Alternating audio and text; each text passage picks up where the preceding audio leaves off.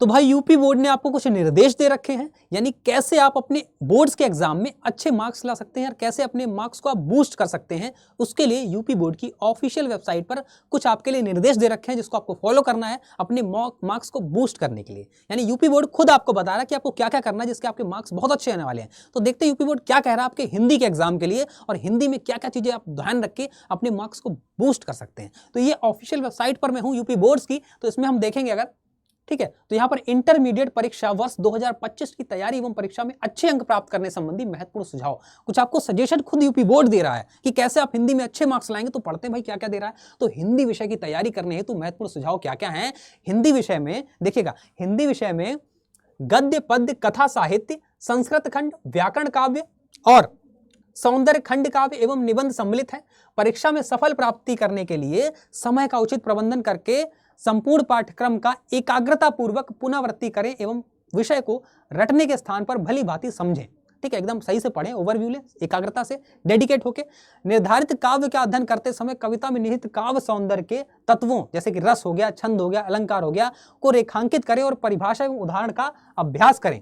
ठीक है, और क्या करें, गद्य के अंतर्गत लेखकों की रचनाओं को पढ़ते समय प्रत्येक अध्याय के मूल भाव को समझें तथा सारांश, उद्देश्य एवं भाषा शैली को अपने शब्दों में लिखने का अभ्यास करें। फिर संस्कृत खंड के को पढ़ते समय अध्याय के कठिन शब्द जो हैं उसको अर्थ को कंठस्थ कर लें और अभ्यास करें। संधि, धातु रूप, शब्द रूप, विभक्ति, परिचय, समास इत्यादि के जो नियम हैं और परिभाषा उनको अच्छे से समझ लें और डेडिकेटेड एकाग्रता से साथ अब उसकी प्रैक्टिस करें सभी, जिससे प्रश्न पत्र को हल करते समय व्याकरण एवं वर्तनी जो है उसमें आपकी अशुद्धि ना रहे।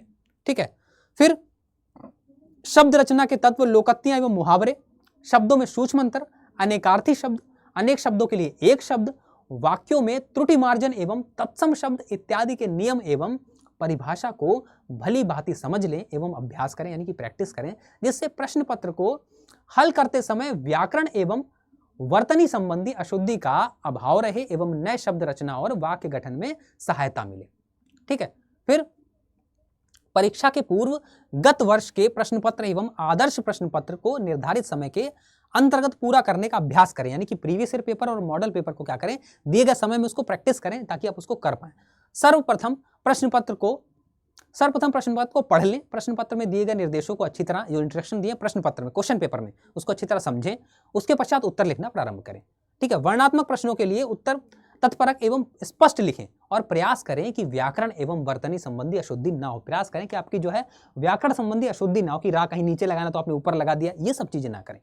और लेखक एवं कवि का जीवन परिचय एवं साहित्यिक परिचय जो है उसको लिखते समय फ्लो चार्ट का प्रयोग कर सकते हैं, जैसे कि ये फ्लो चार्ट है, फ्लो चार्ट इसको कहते हैं। यानी फ्लो चार्ट आपको मान लीजिए भारतेंदु हरिश्चंद्र का जीवन परिचय लिखना है तो आपको, मैंने आपको वीडियो में बता रखा है और मैंने आपको क्लासेस में भी बताया है कैसे फ्लो चार्ट बनाया। मैंने तो आपको खुद लिख के दिखाया कॉपी पेन से कि जन्म स्थान और ठीक है माता पिता का नाम, भाषा, मृत्यु, रचनाएं, ये सब फ्लो चार्ट बना लिया और यहाँ पे आपने लिख लिया जन्म हुआ था, स्थान ये था जन्म का, माता पिता ये थे, भाषा ये थी, मृत्यु यब हुई, रचना ये थी, ऐसे आपने फ्लो चार्ट बना के लिख लिया।